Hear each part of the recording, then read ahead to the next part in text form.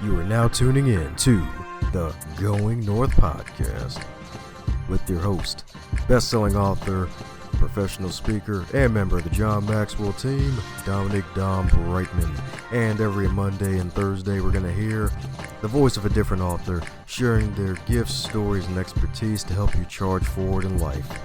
Now let's get on with the show.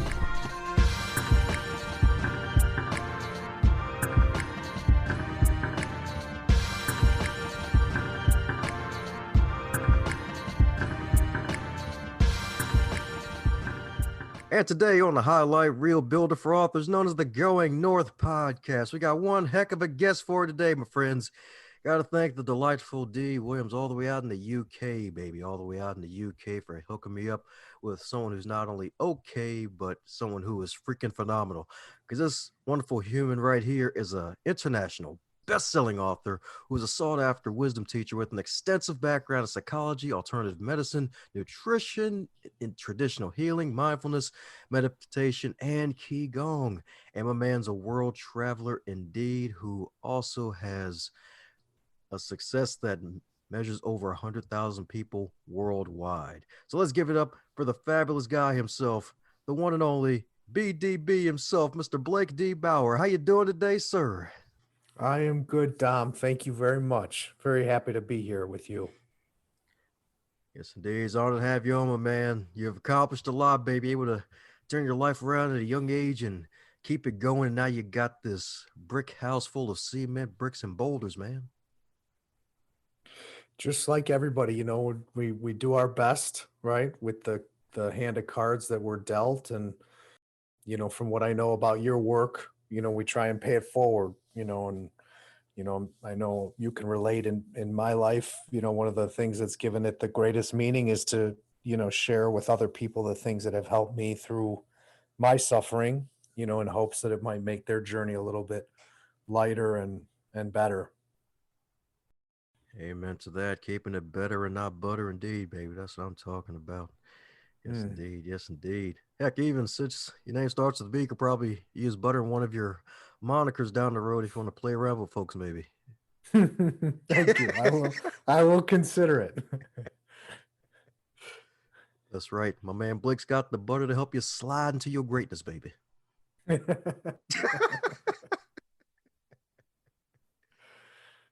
Oh, man. But as a slide into greatness, I'm pretty sure I probably forgot a bunch of stuff in the introduction about you. So mind filling in any dental cavities I may have missed about you? No, I mean, to be honest, I think you said enough. I just want to offer whatever we can to, support your listeners to face whatever they're dealing with and move forward and create more of what they want in their life. Amen to that. Amen to that, my man. And my goodness, dude, like doing a little bit of research on you is kind of really enlightening the fact that, if I'm not mistaken, you meditated for 2 hours a day for 18 years straight, right? I don't know if I'd say 18 years, but for many years, and for many years there were definitely long periods of time of extensive meditation practice. But those practices have been a part of my life for 2 decades now, and they have saved my life in many ways, and thankfully helped me find things that I kept looking for in the external world, like we all do, like love and peace and validation and answers, which eventually, the hard way, we realize can only be found within. And the tools like meditation and qigong, which you mentioned in the intro, are things that help me get deeper and deeper inside my own being and heal the psychological and emotional pain that was kind of covering up the source of my instinct, my intuition, and this kind of ocean of wisdom and love that I believe we all have inside of us. So, yes, I'm a very big, big advocate for those types of practices. Amen to that, baby. Amen to that. And what was probably the biggest thing that helps you to really keep that habit for so long? Because some people may hear about meditation, not try it. Some may try it and fail horribly, and because they may get the crazy thought and they can't deal with it, they keep on going. So, what helps you to really keep up with that habit? Well, for me, my suffering was so intense, Dom, that my desire to be free from my pain was very strong and became the dominating force in my life. And so for me, it really was pain that I wanted to be free from my pain so badly that I just tried everything I could that might bring me some relief. And so when I started to practice meditation in the morning when I was 18 years old, and after 10 minutes or a half hour or an hour, I could get up and my heart was open and my chest didn't hurt and I didn't feel so anxious and my mind was clear and I felt present. I felt so empowered instead of feeling so tortured by all my negative thinking and reactive emotions that I became addicted to practicing meditation. And I would say for your listeners, one of the biggest blocks that people have when learning or practicing meditation is this belief that I can't meditate or I'm bad at it.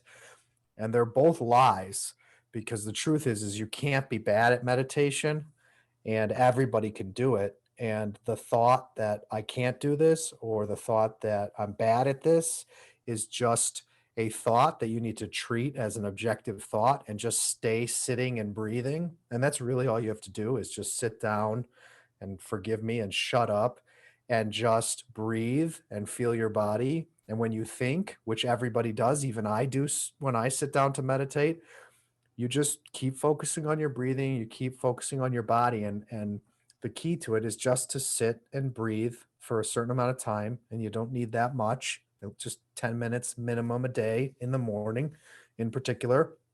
And it doesn't matter if you think the whole time, it doesn't matter if you think you're horrible at it. The key is you just sit there and you don't move for 10 minutes and you just focus on your breathing and your body. And we can talk more about technique if you want to in depth, but it's important for people to realize that the belief I can't meditate or I'm not good at this or I'm doing it wrong is BS. It's just an excuse. And it's how we keep running from ourselves.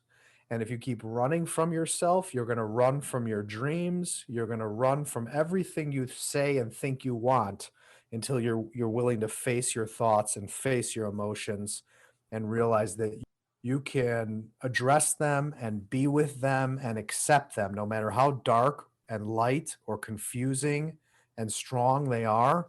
You have this power and this space, this capacity inside of you to hold it all. You can hold all the darkness, all the light, all the pain, all the love, and there's room for it all if you'll just give yourself a little time to unwind and slow down and stop making excuses.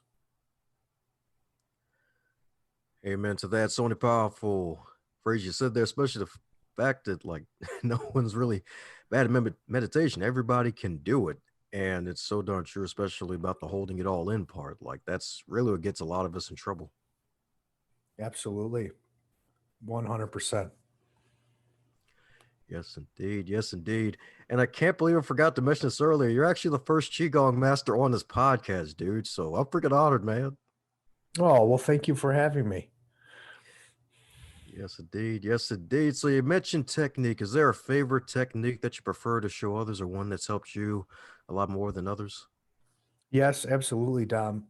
In my meditation journey, I studied many different kinds of meditation from Buddhism to Zen to Taoist to yogic and Hindu types of meditation to transcendental meditation to all kinds of light and sound and vibration meditation, visualization meditation. Then obviously, I teach Qigong, and there's many forms of meditation that fall within the philosophy of Qigong.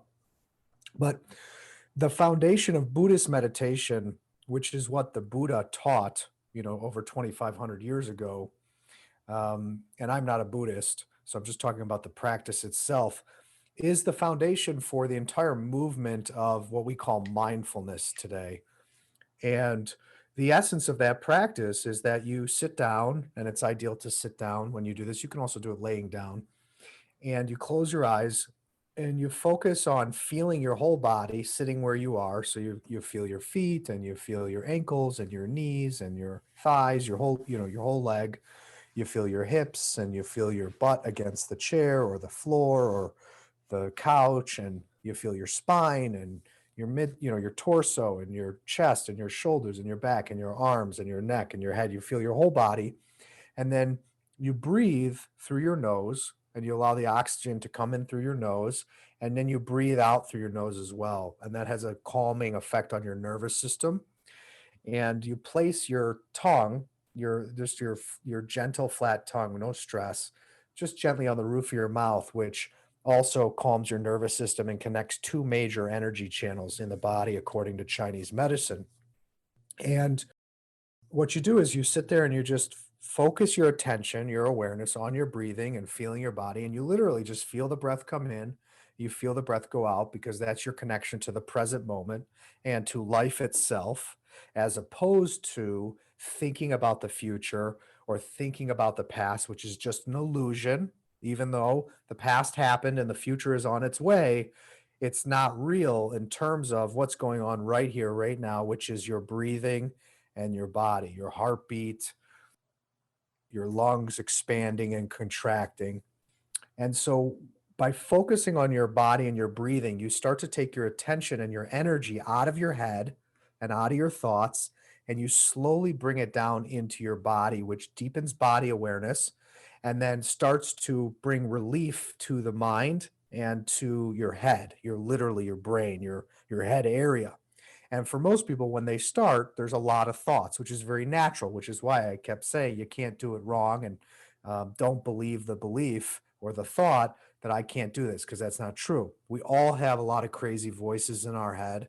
We all have a lot of thoughts, especially in the beginning, because we've just been living like this and internalizing it for many years.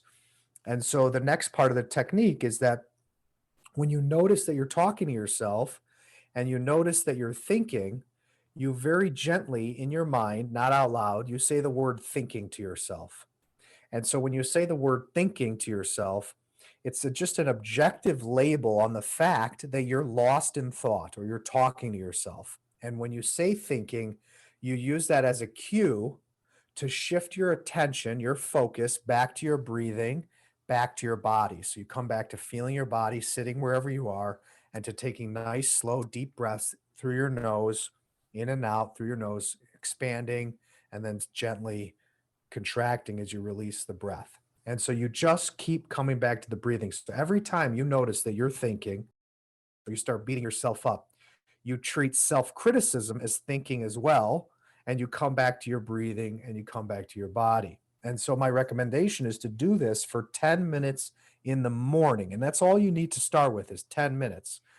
And the reason for that is because the thoughts we think first thing in the morning create our day, and we don't realize it often. So when you wake up and you're stressed and you're anxious and you're scared and you're insecure and your thoughts are all over the place first thing in the morning, well, your day typically ends up looking exactly the same. You create a day where you feel anxious, you feel stressed, you feel spread thin.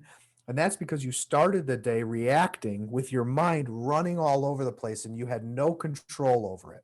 And so when you get up in the morning and you use the restroom, you have some water, you don't do anything else, and you do this practice and you sit down and you focus on your breathing and you focus on your body. And whenever you start to think or talk to yourself or plan the day, you say thinking in your mind and you come back to your breathing and you come back to your body.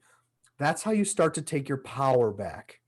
And with each breath and with each time you say thinking, you're taking your personal power back and your capacity to create and shape the day and the life and the health and the happiness that you want. And this is the key. It's probably the single most challenging thing to do and the single most powerful thing to do, because I believe, and in my experience, if you don't heal and harness your mind at its core, which is where this practice takes you, then there's always going to be this part of you that is locked away that you feel stuck in. You feel like you can't heal it or you can't change your life in some way. And if you feel blocked in your life in the outer world for any reason, this is one of the reasons, because you're not looking at your mind at the very core of your mind where your thoughts begin and where your thoughts begin first thing in the morning.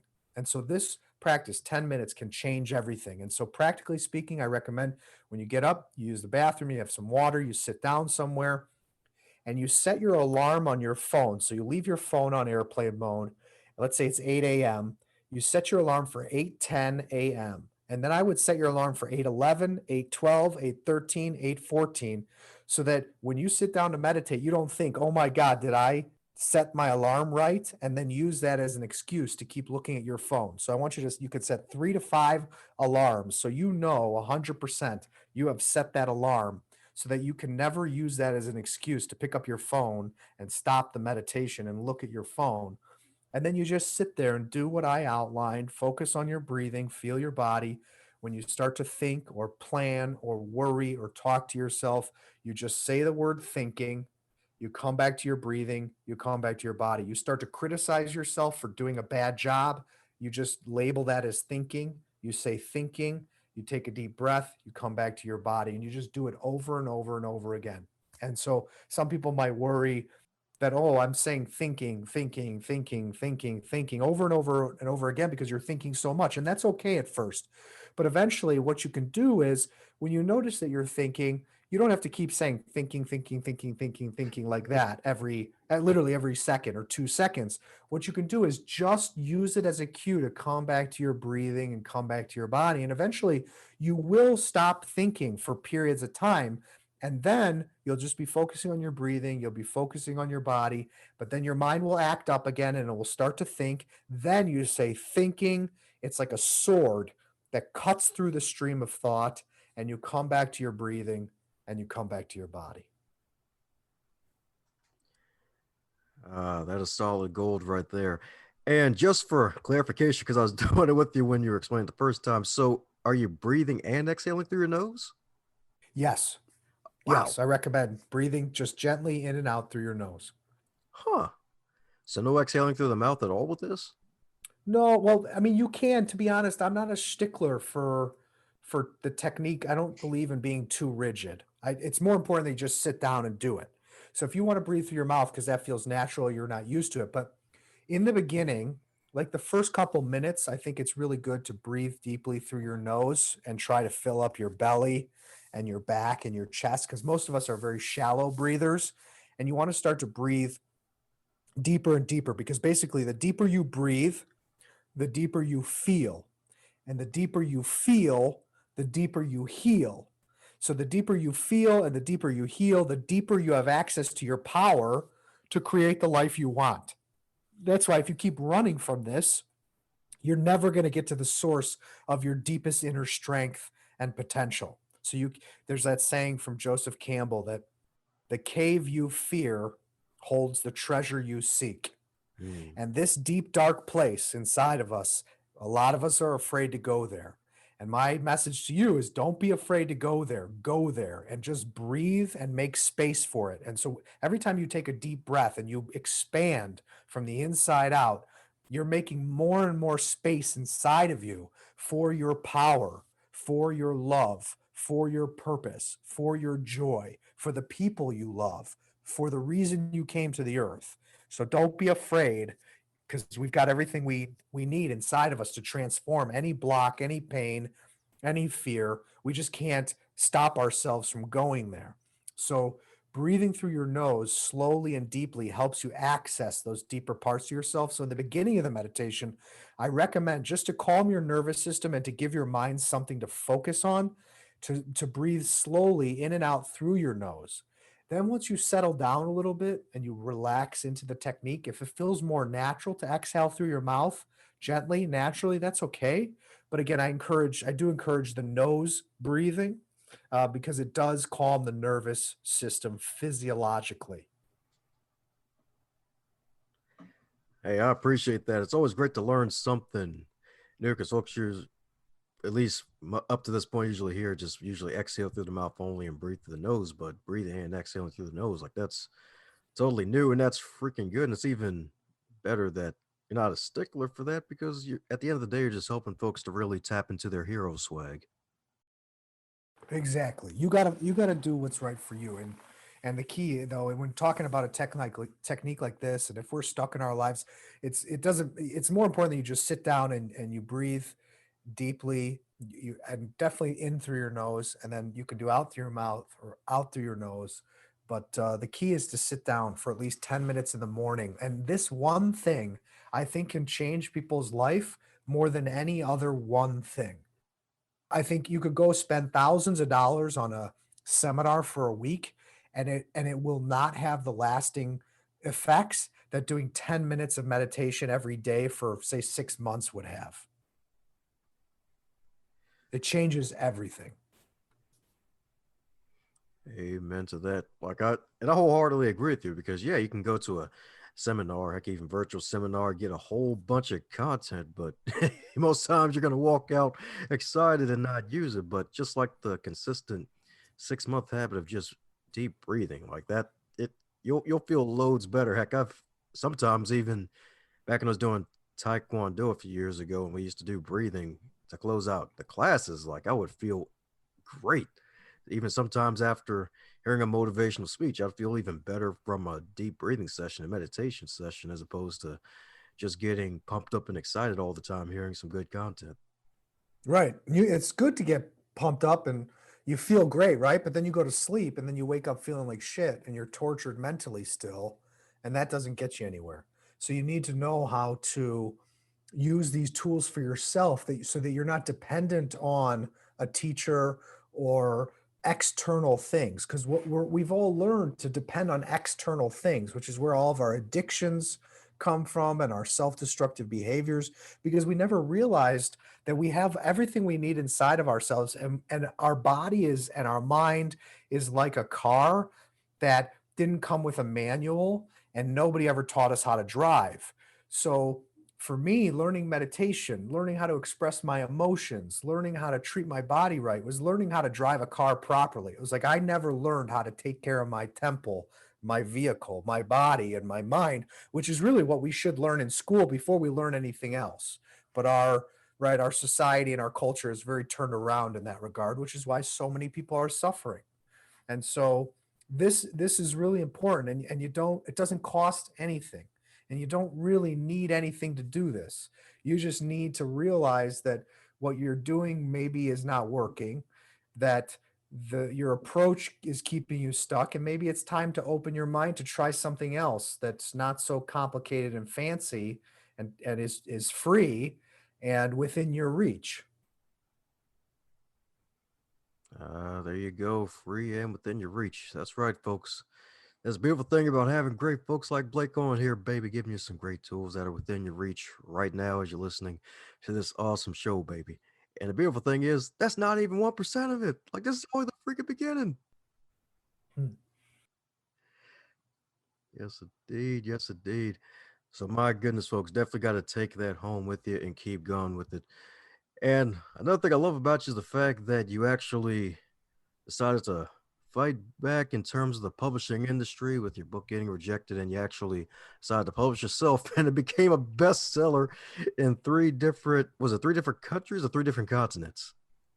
It became a bestseller on 3 continents as a self-published book, and then, that yes, after being rejected by over 100 publishers and agents, and, and then eventually a publisher in London, reached out and wanted to publish it, and I agreed. And now, actually, as of today, today the book was we licensed an agreement in Brazil to have the book translated into Portuguese, and so you're the second person I've shared that with, because I was very grateful to hear that news today. So that's the 11th language now that the book is in. So dozens of countries, and 11 languages. So Woohoo! Yes, indeed, baby.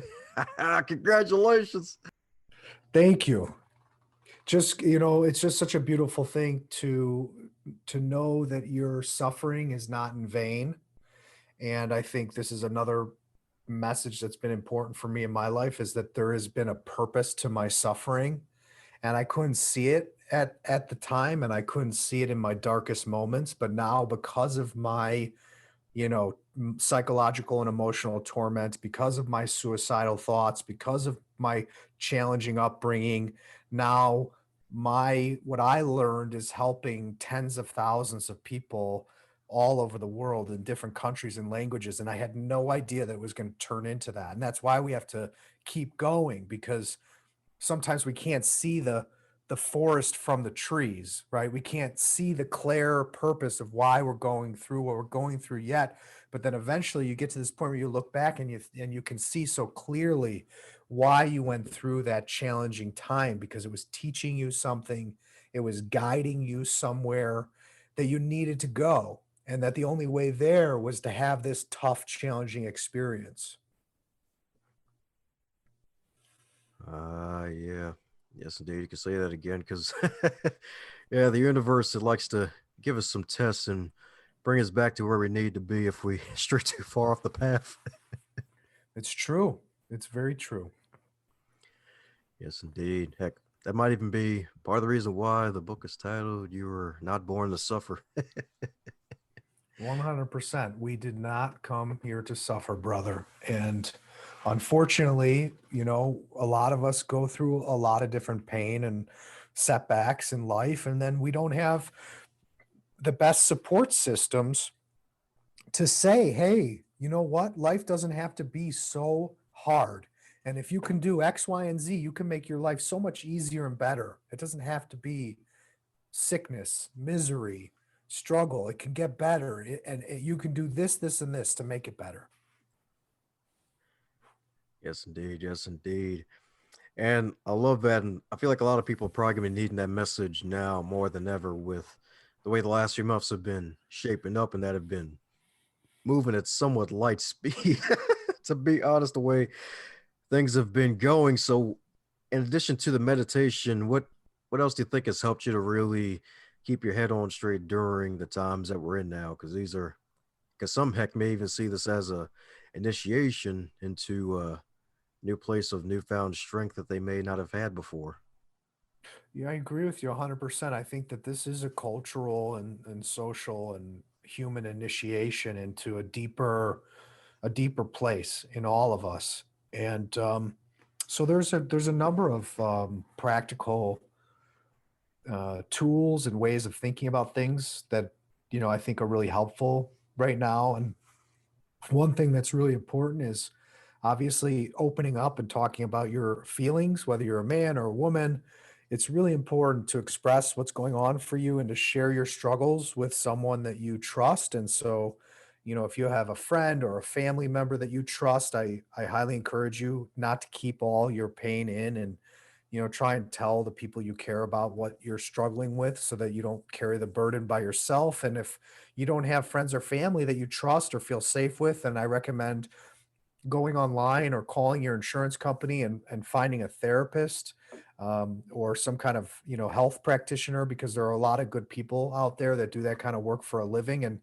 And that's their job is to listen to you and support you, and there's no shame in asking for help, and there's no shame in paying for somebody to listen to you, because it's better than keeping it in and getting sick. And then if you're part of a religious faith, there's no go to your church, go to your temple. If you're an AA, go to your meetings. You got to find a way to talk about what's going on for yourself. And then another thing that's really helpful that you don't have to go anywhere for is go buy a journal or a notebook and write dear universe or dear God, whatever your belief is, and just say, today I'm having a really rough time. Just write out what you're feeling, what you're thinking. And even that is so healing, to just get it out, because if you leave it inside, it's going to make you sick, basically, and it's going to make you depressed, and it's going to make you resentful, and it's going to make you toxic, and it's going to make you reactive. So you got to get it out. So you got to find a way to talk about what's going on for you right now. So that's the first one that pops into my head. The next one is everybody needs time and space for themselves. So during a lockdown, a lot of people have been at home with family and partners that they're not used to being around all the time. And then a lot of us don't have the outlets that kind of keep us sane, like going to the gym or going out for dinner or going out for a drink with friends, or, whatever it is, going for, some kind of exercise or taking a trip somewhere. These are the things that for a lot of us kind of help support our sanity. So a lot of people are struggling right now with their relationships and feeling kind of claustrophobic and that they don't have any personal time. So I think it's important for everybody to take at least a half hour to an hour every day to be by yourself. So go for a walk, take a drive and listen to some music. Um, you need some time just to be by yourself. Exercise in a park, take a hot bath, listen to music, listen to a podcast, write down your thoughts, meditate. But everybody needs a half hour to an hour by themselves just to be with themselves, be with their body, be with their thoughts, be with their feelings. Do something that makes you feel good, that recharges you, that nourishes you, and to make that a daily habit. And so if you have a family and children, for example, it's important to try and ask for some help. If you have a partner, to say, hey, I need 30 minutes to an hour today, and I'll watch the kids for you. If you take 30 minutes to an hour and you support each other to take this time, or maybe you ask a friend or a sibling to babysit, or whatever your situation is, just to get a little bit of a break for yourself. And everybody deserves that and needs that. So I'd say give yourself permission to take 30 to 60 minutes for yourself at least on a daily basis, just to clear your mind, do something that makes you feel good, be a little quiet with yourself, self-care. Those are two of the two very important things. And then the other thing that comes to mind, Dom, is just you never know what other people are going through, right? We're so quick to judge people externally, right? By what they're wearing or what they look like or what their kind of car they're driving. And the truth is you have absolutely no idea of their demons, of their suffering. And so I encourage everybody, just be as kind as you can be to other people. And that saying, treat other people the way you want to be treated. So just think about your struggles, and do you want people to be horrible to you? Do you want people to be rude to you? No, you don't. We're all going through a lot. So try and be as kind and nice as you can be to other human beings right now, and I think every day, but right now in particular, because everybody's going through a rough time, and some people hide it well, some people don't talk about it. We just have no idea. Just because someone has a job, for example, where they're customer service and they're at the grocery store or they're on the front line, doesn't mean they're not a human with their own problems and their own needs and their own struggles. So just remember, everybody's human, everybody's struggling, and let's keep it kind. Yes, indeed. Let's keep it kind indeed, baby. The KIK, baby. Keep it kind indeed. Absolutely. Yes, indeed. Yes, indeed. It's solid advice right there because that's so darn true, especially with folks who are, lack of a better word, trapped with the other loved ones. And like, oh, yeah, this loved one thing. Like, oh, wow, I love him, but yeah, just see the teeth grinding and they're holding the knife extra, gripping it extra tight. It's like, you got to give yourself at least half an hour to make sure that you give yourself that time to yourself, and heck, even do some tag team action, like watch the kids or do something like drive around the block or something. Give yourself that quiet time indeed. Absolutely. Exactly. So since my man's been over 100 interviews, is there a question that you wish you'd be asked more often? Oh, wow. I've never been asked that question. I've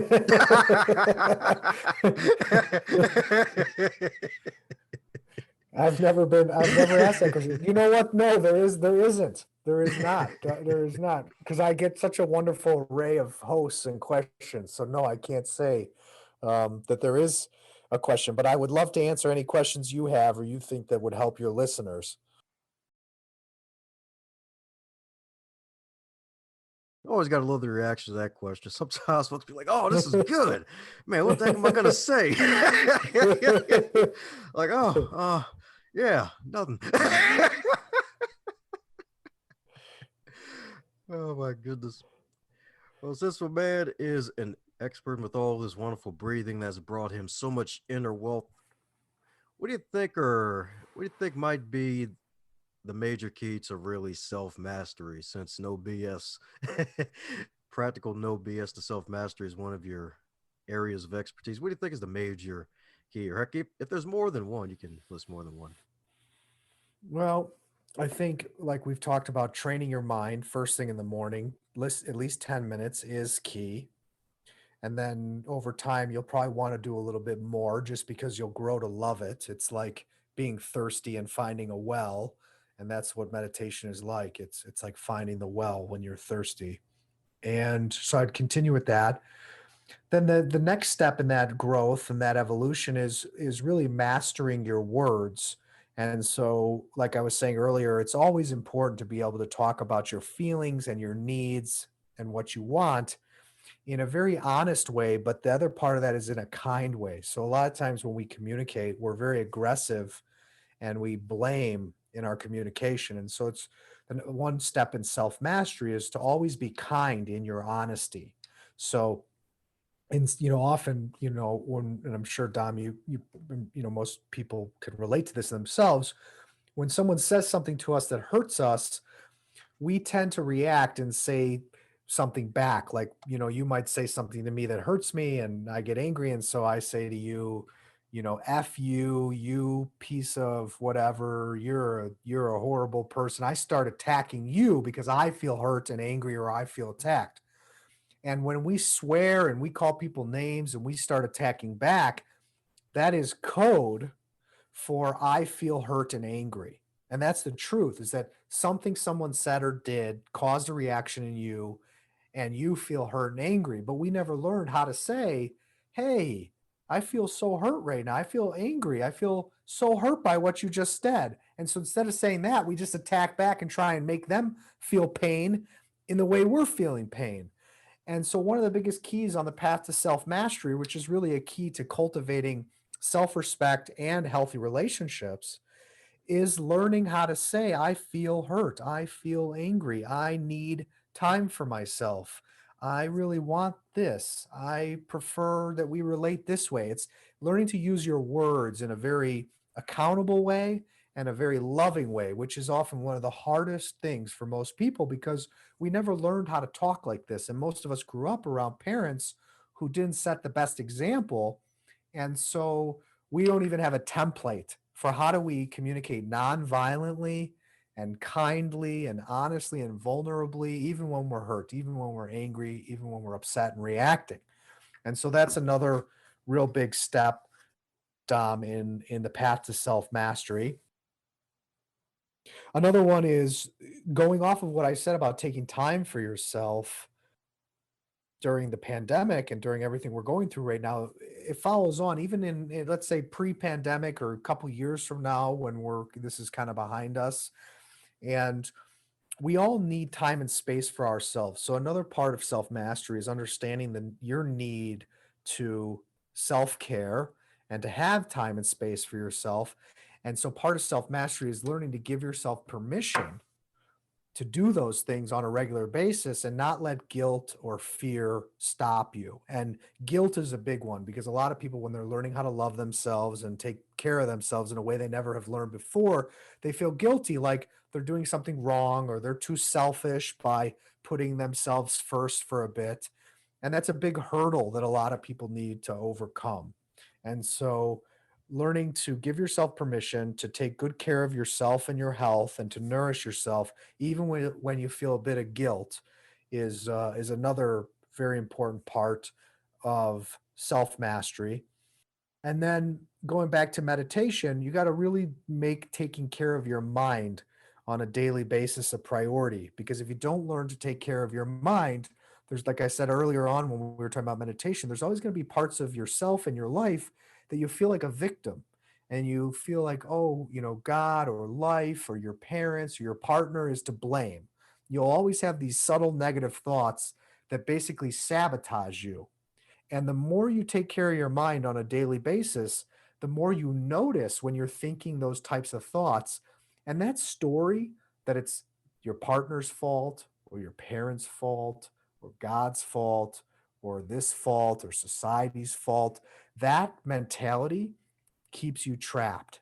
And so you have to be aware of those subtle voices and those subtle beliefs and those subtle stories to change the narrative and to take your power back to a story like, you know what, yes, that was hard. And yes, I have experienced pain, or yes, I had all these setbacks or all these, you know, walls I came up against, but I have everything I need inside of me to create this life that's true to my heart, true to what I feel is my purpose in this world. And the truth is, I'm not going to let anything stop me, not even my own thinking.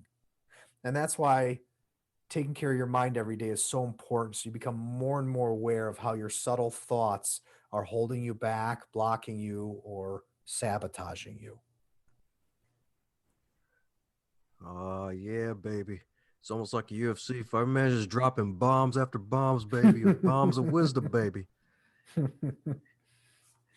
That's right. The Blake bombs, baby. That's right. Got to take care of your mind every day. And that's so true because it's more of a battle today to protect your mind now more than ever because everybody's coming after our attention. Like, it's so true. We have to train to protect the mind every day.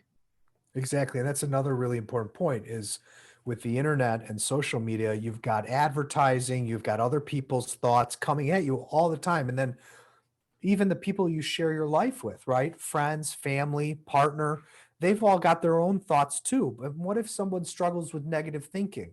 That's going to trigger your negative thinking if you're not strong mentally and you're not clear. And that clarity and strength and mental well-being only comes when you take time for yourself to take care of your mind. So you're in a good place. Then you can be there for those people, but not let it bring you down, not let it infect you, because that can be hard, when you have people around you who are struggling or negative or toxic or just having a bad day. It's very easy to just, the saying like misery loves company. It's very easy to meet them at that vibration. But you want to get strong enough, clear enough, practice enough so that you keep your vibration high, you keep your energy high, and you make them come meet you instead of you dropping down to meet them. And that takes a lot of practice. So you got to put that time in. And again, it only takes 10 minutes every day in the morning. It's like stretching or, drinking a cup of coffee. Just 10 minutes can change everything in that regard. Yes, indeed. You can say that again. Heck, might even be a class idea. I'm not sure what's out there called mental self defense, like how to train your mind to defend against the negativity out there. It is out there. I think some people call it like, psychic protection and, psychic, I don't know, kung fu, it's a real thing. It really is. This is what self mastery is. Because at the end, that's why every martial arts master becomes a very peaceful person because right every philosophy that is underneath all the martial arts is the basic theme is that if you're not at war with yourself, you're never going to enter into battle externally. Because when you're at peace with yourself and you're not at war with yourself, you're at one with yourself, you're at one with the world. So you never enter into battle. And that's why true martial arts is really just self defense. And so it's just a skill you have if you ever need to protect yourself. But often you know how to not engage in fights, you know how to avoid them because there's no purpose in them. So it's strictly self defense, or for the exercise of for exercise or for exercising something like justice, protecting someone weak who's being taken advantage of, for example, or a man or a woman who's being, mistreated, you know, and that's where true mastery. So you start on the physical level, right? Mastering yourself through the movements physically, but then you begin to master yourself with your breathing and your thoughts and where your attention goes, where your thoughts go, and making sure they're where you really want them to be and what's healthy for you and that you're in control so that nobody has the power over you. You have complete power over yourself and your inner being. Amen to that. Definitely got to have power over a whole being because folks need to tap into that more often. Yes, indeed. Yes, indeed. Well, coming down to the magical question that every guest gets to receive, and that is if you were to wake up tomorrow and you were 25 again, but this time in the current year with all of your knowledge and experience, what advice would you give to yourself? I think what comes to mind, Dom, is what we talked about earlier when we first got on the line was, when I was a young man, I worried a lot and I was scared a lot because I didn't know how things were going to work out, because I was taking a path in life that wasn't conventional and people thought I was crazy or weird. And so I would say, that everything's going to be okay. and to trust life and trust the universe. And if you're a good person and you're kind and you're loving and you really do your best and give your best every day, that life is going to show up for you and take care of you. Life is going to bring you the opportunities that you need. Life is going to guide you on your path in the perfect way and the perfect timing, and then things will fall into place when you're ready. And I think that, that's what I didn't realize when I was young. I wanted everything so quick, and I didn't realize that all my life experiences were preparing me and testing me to be ready for what I knew was my destiny or my purpose. And so, I would also offer that up to the listeners, just to, if you're true to yourself and you take good care of yourself every day in the ways that we've talked about in the last hour, you will start to trust yourself again. And trusting yourself again is the secret to faith, to the faith that moves mountains, to it's the secret to confidence and self-esteem and self-worth. And when you don't do the things that we've talked about throughout this hour, you're in effect betraying yourself and hurting yourself. So if you hurt yourself and betray yourself every day, of course you're not going to trust yourself. And then your lack of trust in yourself becomes a distrust of life.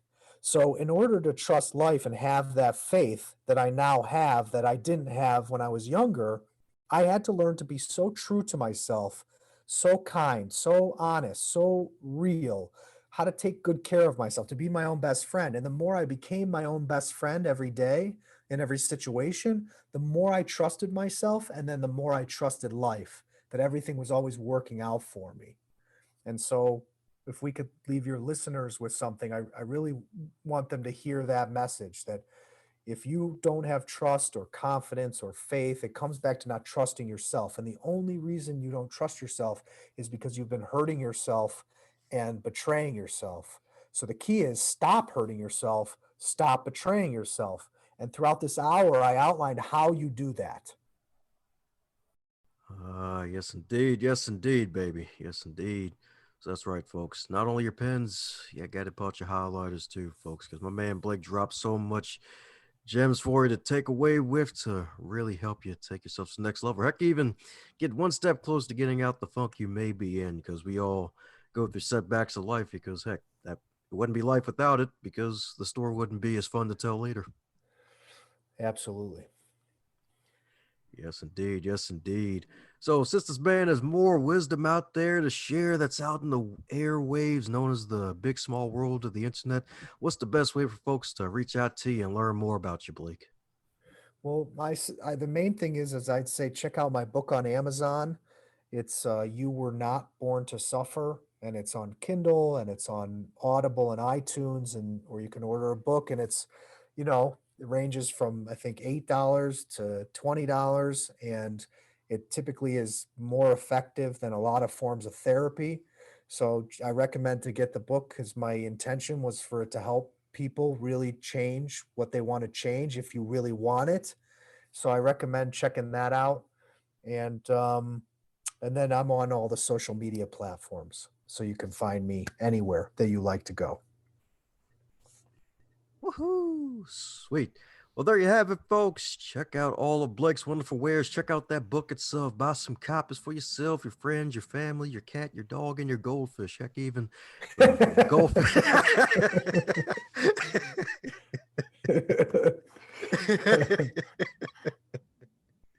That's right. Animals need love too, baby, because you were not born to suffer. That's why they call the dogs the man's best friend. That's right. Yes, indeed. Woo. So, any parting words before I close up shop, Blake? I guess just again back to the listeners, your feelings, your needs, your dreams matter. You matter. Your suffering matters. So start paying attention to all of it and say it matters, because if you don't say it matters, no one else is going to. So that's how you value yourself. You got to say you matter.